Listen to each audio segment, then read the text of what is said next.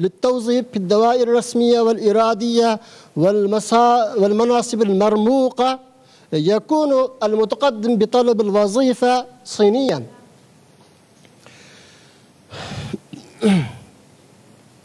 أما الشعب التركستاني وتبلغ نسبة العاملين لدى الدوائر الحكومية والإرادية والمؤسسات الصناعية والتجارية 95%.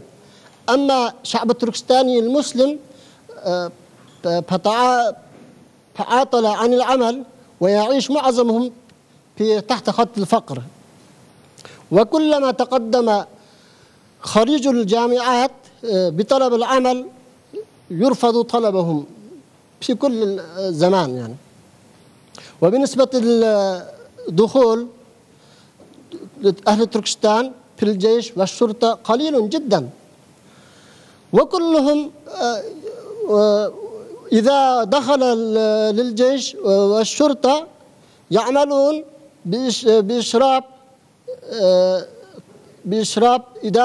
بإشراف صينيين وضباط صينيين. بالنسبة لكسب رزقهم كلنا يعني نعرف التركستان الشرقية غني بثرواته الطبيعية، فهي تمتلك احتياطيا ضخما من البترول. وتأكد حتى الآن أن وجود أكثر من 3 مليار بترول من احتياطي البترول، و600 ألف مليون طن من الفحم. وأيضا يمتلك تركستان الشرقية غازا طبيعيا يستخرج من 30 منطقة، وبها أجود أنواع اليورانيوم في العالم. وأيضا يمتلك تركستان الشرقية معادن للذهب والأحجار الكريمة. وأيضا يمتلك تركستان 40 نهر كبير و12 بحيرة وأراضي شاسعة صالحة للزراعة. وبالرغم من كل هذا شعب تركستان يعني يعيش منهم 80% تحت الفقر وبمعيشة سيئة جدا. وشكرا. يعني أستاذ عبد الأحد، يعني أريد أن أسألك هنا، يعني الصين تقول أنكم أنتم انفصاليين، وبالتالي ربما هذا هو السبب الرئيسي في الشكل الذي تعاملت به الصين مع سكان أو أهل تركستان الشرقية. أريد أن أعرف منكم، هل أنتم انفصاليين أم أنكم عبارة عن مواطنين تطالبون بتحسين أوضاعكم؟ بسم الله الرحمن الرحيم. أننا كتركستانيين بعدما احتلت الصين البلد كما قال الأخ في التاريخ الأخير 49، ومنذ ذلك الوقت إلى الآن حدث هناك اضطرابات وانقلابات وحركات انفصالية كثيرة جدا.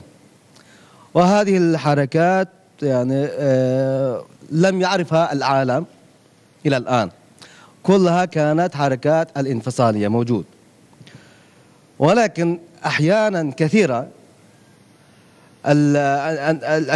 الشعب التركستاني صبر على مظالم الصينية الكثيرة البشعة، وصبروا كثيرا، ولكن في بعض الأوقات طالبوا حقوقهم الإنسانية،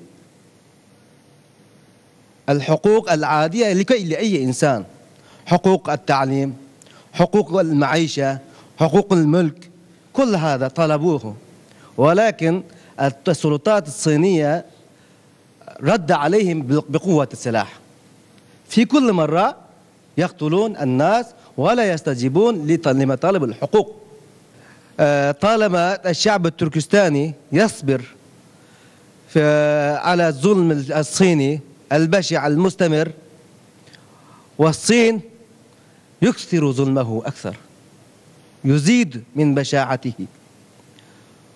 وعندما يطلب حقوقهم الإنسانية المعتادة لأي إنسان من الحكومة الصينية أن يعطوهم وأن يحسن أوضاعهم المعيشية، ولكن أن السلطات الصينية والأمن الصيني يرد عليهم بقوة السلاح ويقتل في كل مرة عدة آلاف أو عدة مئات من الناس. وهذه الأوضاع وهذه القتل العام لا يعرفه الدول الأخرى. وهذا دائما الصين يقتل بعد القتل على طول يمسح المكان ويفقد الدلائل كلها. هذا إلى الآن استمر والشعب إلى الآن في صبر.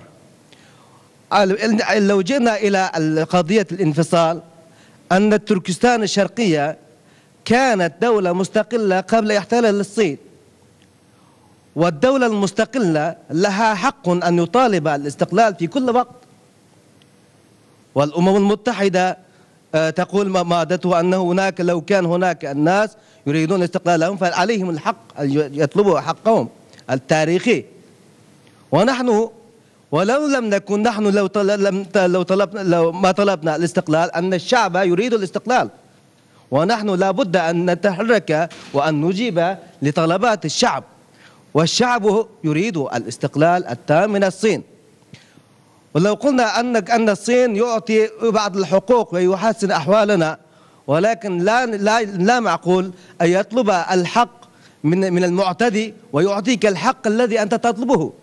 المعتدي لا يعطيك الحق التام كما هو موجود في فلسطين وفي أماكن أخرى. الشعب الفلسطيني يطالب حقوقهم، ولكن العدو الإسرائيلي يهاجم عليهم بالقوة، يطلق عليهم رصاص الحي.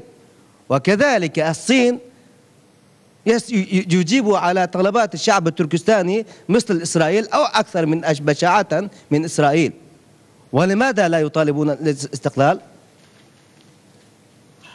الحادثة الأخيرة كانت مظاهرة سلمية، ولكن السلطات الصينية أطلق عليهم الرصاص الحي وقتلوا آلاف من الناس. يعني كما تقولون أنكم لو طلبتم الحقوق أو تحسين الأوضاع، ولكن السلطات الصينية لا يعطينا حقوقنا مهما طلبنا مهما حاولنا، ولكنهم في الإصرار أنكم حتى لو طلبنا أن الحقوق العادية يقولون أنكم انفصاليون، يريدون الحقوق أنكم انفصاليون. الانفصال مختوم على وجوه على جبيننا. ماذا نفعل؟ فلا بد أن نحصل على استقلال تام كما كنا نعيش قبل احتلال الصين علينا. ولكنكم ممكن أنكم تسألون أن الحكومة الصينية يعطي الحقوق التام للمسلمين الصينيين نفسهم، ولذلك هم لا يريدون أي شيء من الصين مثلكم. نحن نقول أننا تركستانيون أتراك من أصول تركية. هذا يعني أننا مختلفين تماما في كل شيء عن الصين. عاداتنا، تقاليدنا، معيشتنا، حياتنا كلها لا تشبه أبدا لحياة الصيني.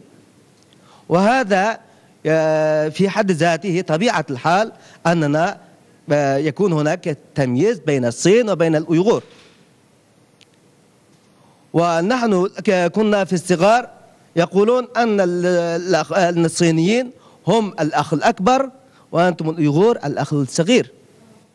هذا كان التعامل الصيني، الحكومة الصينية كانوا يعلمونها هكذا.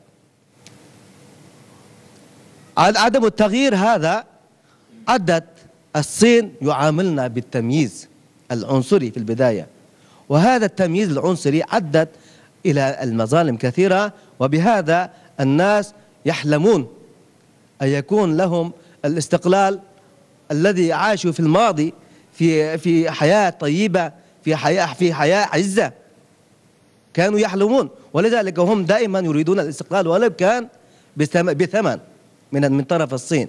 أما المسلمون الصينيون هم في كل شيء مثل الصينيين، لغاتهم واحد، عاداتهم واحد، كل شيء مثل هذا، وليس ليس لهم أرض مستقل. لا تستطيع أن هناك للمسلمين الصينيين منطقة معينة لهم، هم منتشرين في كل البلاد، ولكن التركستانيين هم في بلدهم منفصلا عن الصين. وهذا يخيف الصين أن في يوم ما هذا البلد كنا احتللناه، وهذا البلد وهذه المنطقة في يوم ما يمكن أن ينفصل عن الصين. ولهذا الصين دائما في حذر شديد، ودائما في لعبة مع التركستانيين، يلعبون بنا حتى لا يكون هناك انفصال في المستقبل. سيد عالم جان، يعني أريد أن